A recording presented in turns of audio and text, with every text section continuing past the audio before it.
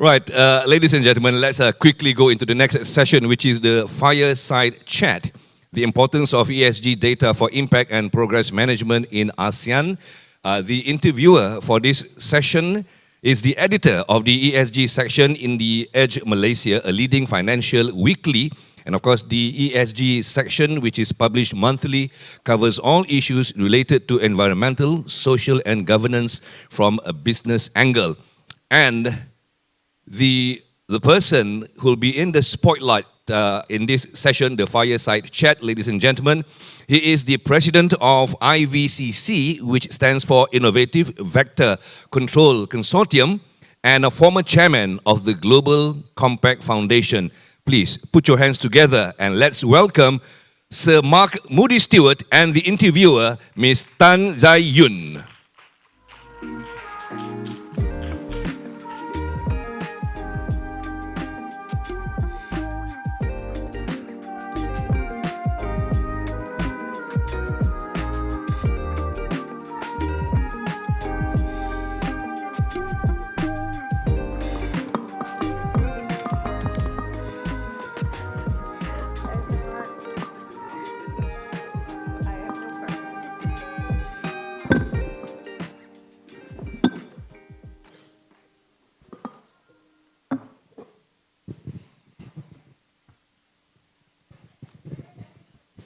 Hello. All right. Hi, everyone. Very, very thankful that I have this opportunity to sit up here and interview Mr. Mark. So just a little bit more background about Sir Mark. I read up about his profile, and you have a very, very illustrious background.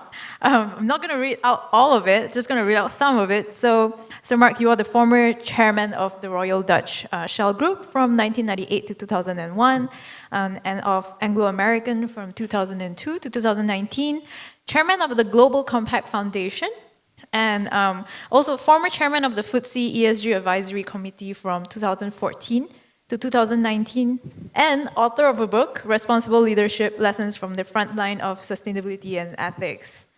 So really, really glad to have this opportunity to speak to you. Well, thank you very much, and it's an enormous pleasure to be here. We've spent quite a bit of our lives in Malaysia, off and on. No, I suppose it's a small proportion of a long life. Anyway, it's a great pleasure to be here and to see the changes that are happening. It's always very exciting to be in Malaysia. Glad to have you here.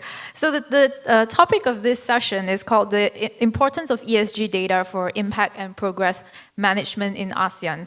So I think it's only apt that the first question is to get a sense from you, Sir Mark, about in terms of using data for ESG, where are we at right now? Where are we lagging? And where do you think we're doing well at? Well, I think we're making progress, maybe not as fast as we would like to make. If you look at the different elements of ESG and in different parts of the world, Europe is, I think, probably slightly ahead of the United States and ASEAN, but they are catching up fast.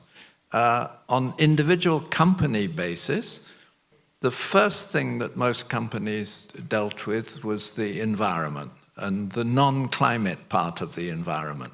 So simple pollution and preventing environmental damage. That was the kind of first thing. Second, catching up, I think, was governance, which was partly driven by shareholder demands. So you had shareholder pressure, environment driven by consumer pressure, really.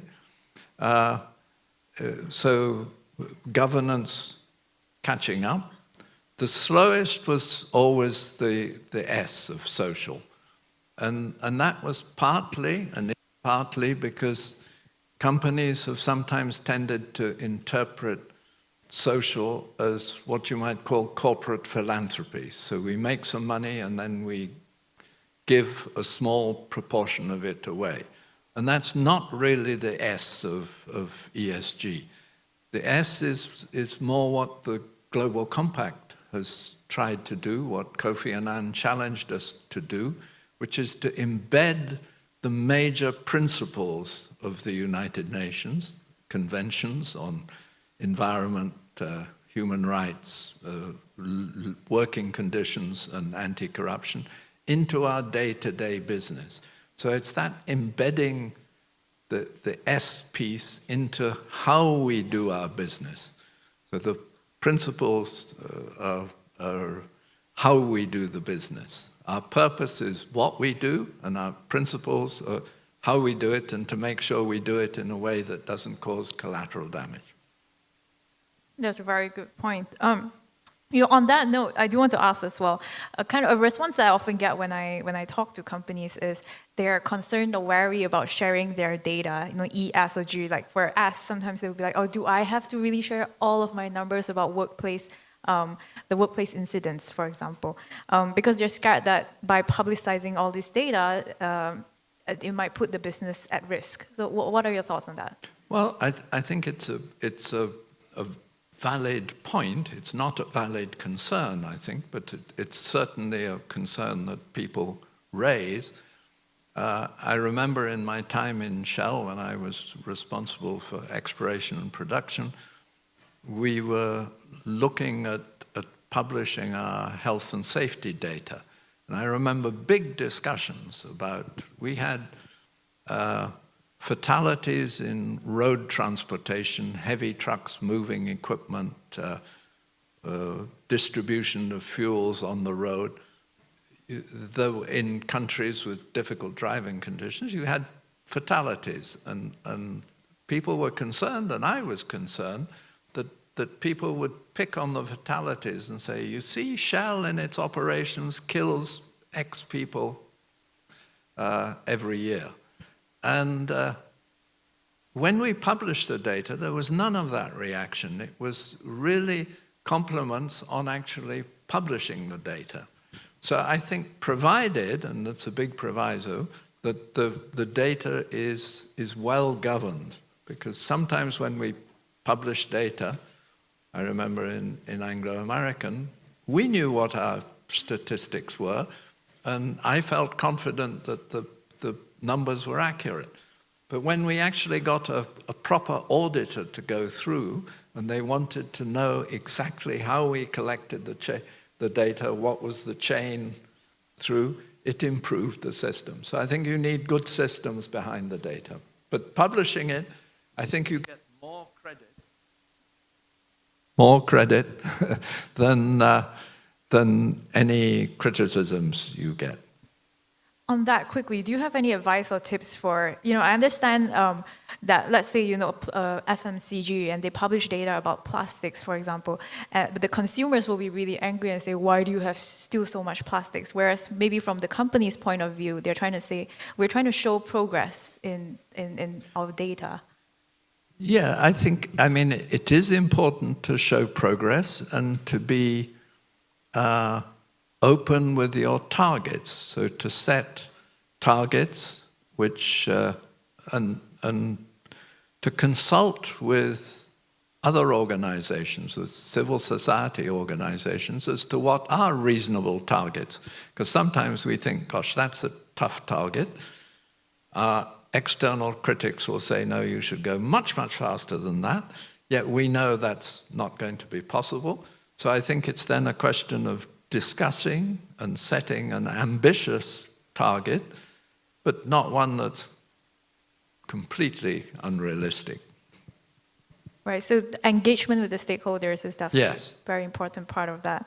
On another note, perhaps if in your personal experience, if you've encountered this as well, is some companies also tell me that they can't get data from the government because, for example, granular data about climate risk is something that they will need the authorities to give them. So how can they circumvent that? And what kind of data do you think the government or public authorities should be providing?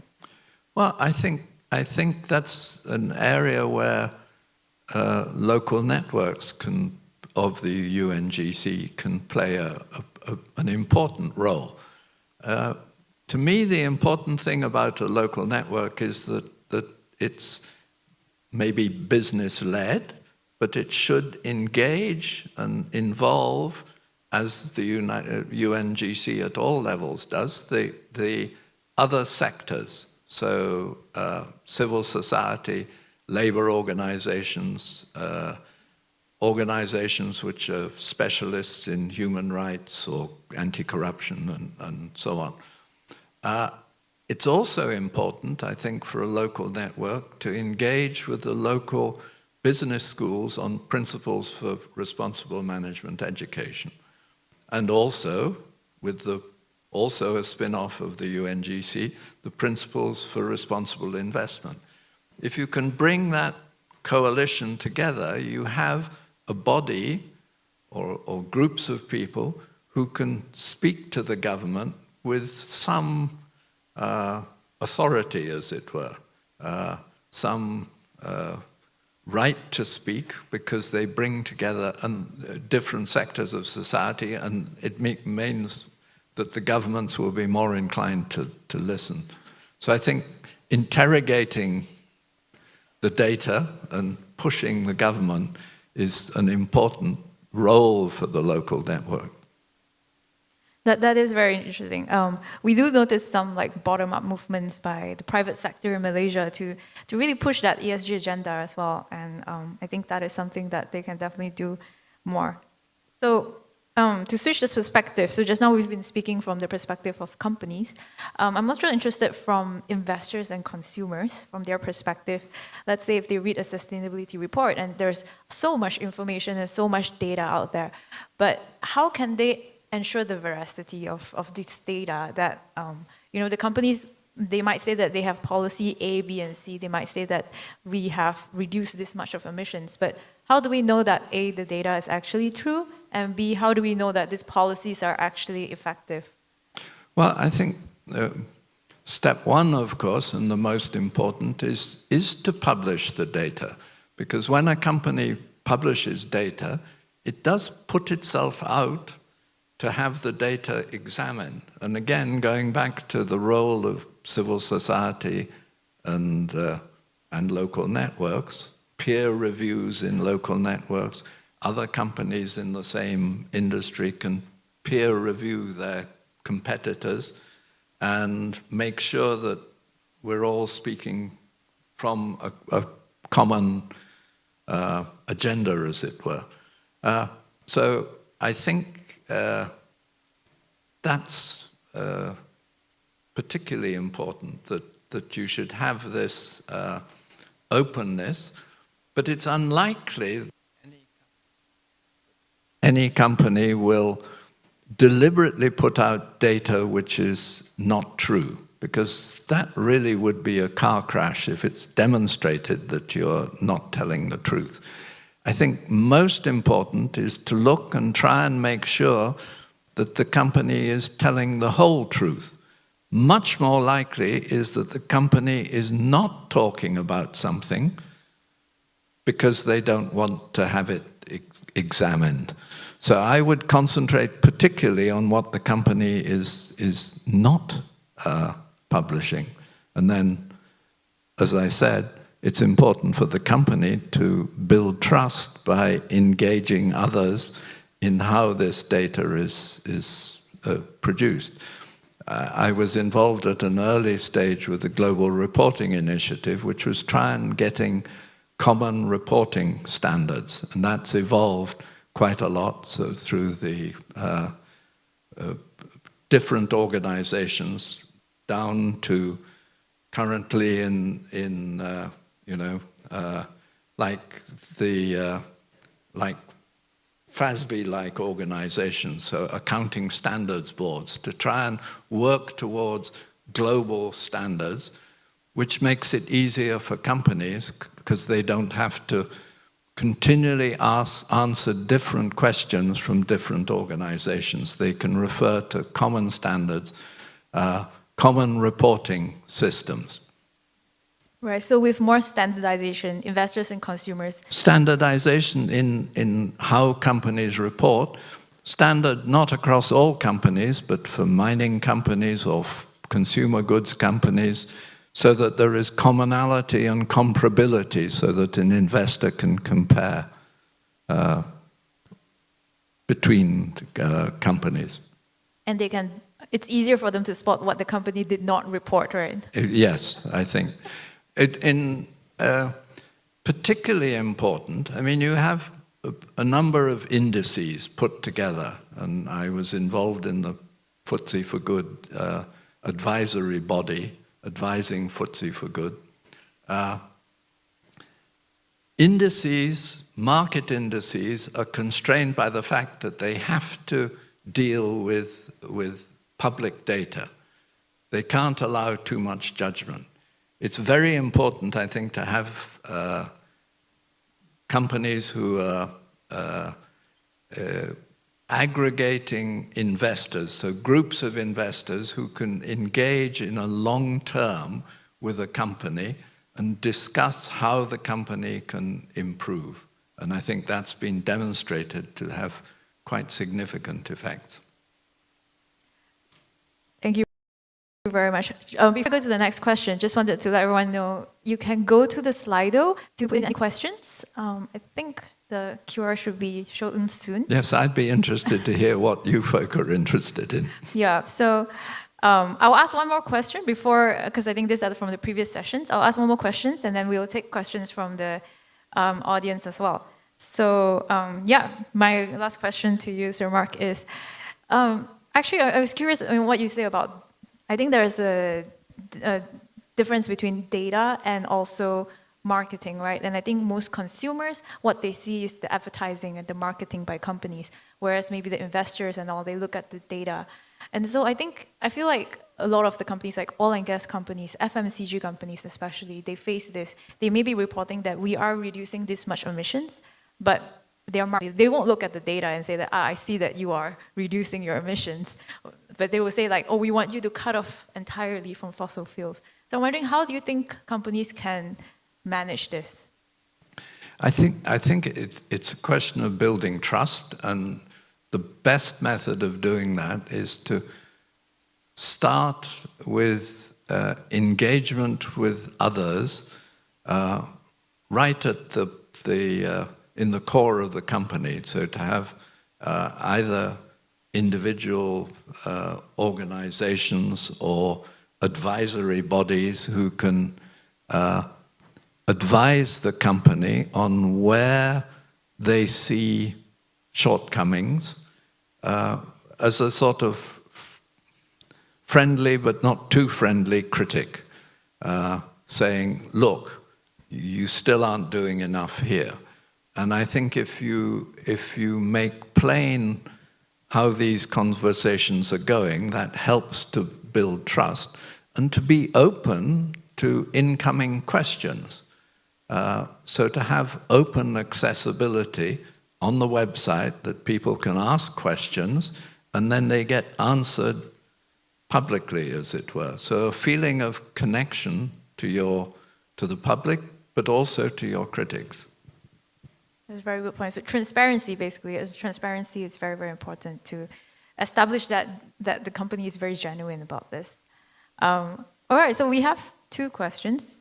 The first one is how far away are we from understanding ESG impact to a company's value systematically the way we do with ratings?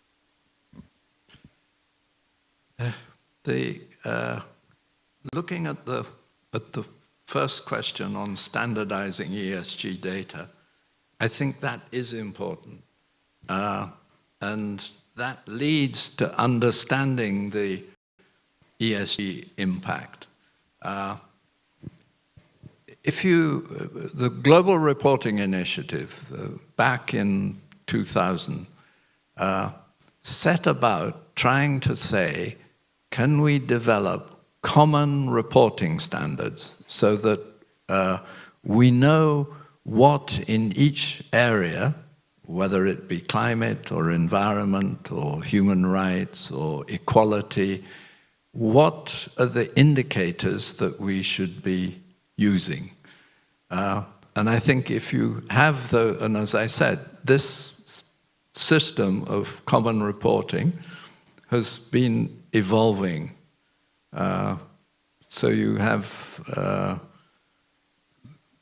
as I said, you have through the I've forgotten the name of it, the Council on, I should know because I was a member for a long time, but it's fundamentally talking about ways of reporting. And then in the States, you had development of similar things. And these systems are now converging so that you really do come towards something which begins to approximate to global reporting standards with differentiation for each industry. Because when you talk about waste, for example, waste for a mining company is millions of tons of spoil removed. Waste for a consumer company is plastic and paper and stuff like that. So you really need to be clear on what's the critical bit. And I think that comes, as I said, it's particularly important to have intensive engagement between investors, ongoing engagement between investors and companies. I was involved in something called Hermes Equity Ownership Services, which was owned by the British Telecom's pension fund, who wanted to have a team of people who could sit down with companies and talk to them about the direction in which they were going and use that engagement to progress, to shift the company. So I think those long-term engagements, which might take several years, and they have to be of use to the management. So a management, a chairman or a chief executive or the board will be engaged if they feel that the critic actually has been talking to other companies in the same industry, but has a knowledge, and so it's a really useful conversation. Have you considered this?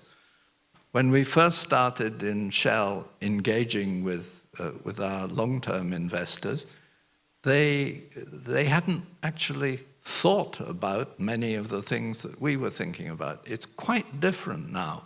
You have informed people reading reports and asking really tough and useful questions. I hear a lot of the word engagement, so I think that's a very important point. So we're getting a fair bit of questions. I think a few of the questions that have the most votes actually are related to SMEs. So yeah, basically the question is, do you think the pressure on ESG will unintentionally sideline SMEs from getting business opportunities because they have less resources? And in that note, what is the best method to help facilitate them to start adopting ESG? No, I don't think it should sideline small industries, because they will also, and probably are in the supply chain of major organizations, and it's a responsibility of major organizations in their supply chain for their own sustainability to make sure that they are assisting their suppliers to achieve things. So helping the suppliers, smaller companies, to say, okay, this is the data that's really critical to us. Sorry, I seem to have a bad influence on this machine. That this is the data that's really critical to us. And I think in that way, instead of it being a method of blocking companies, it can actually help them. But it is incumbent on, I go back to considering safety concerns, or the example I quoted at the beginning of traffic safety. How do you actually address traffic safety? It's by giving the suppliers, very often independent suppliers, people, trucking companies, small trucking companies, giving them longer-term contracts making sure that they have a contract which is long enough that they can afford to buy really good equipment, making sure that your schedules are in a way that doesn't cause the drivers to race to try and get back to the beginning of the queue first, the old turn system, which in many countries around the world was the cause of major accident. So a bit of thinking on the larger companies' side as to how they can help their ecosystem of small companies to do better, because it helps the bigger company as well. So I think we heard that in the previous few sessions as well, in terms of the responsibility of big companies to help their suppliers who are SMEs transition, because it makes business sense for them as well. No, absolutely, right. And it's much easier for a big company, and it with thought on how you are contracting something. You know, is there something in your contract that actually makes it more difficult for the small supplier to achieve progress? So consultation and cooperation. The small suppliers may be competitive with each other, but they're also part of their own ecosystem. So they have an incentive to get together and face up to the power of the major company who's procuring the service.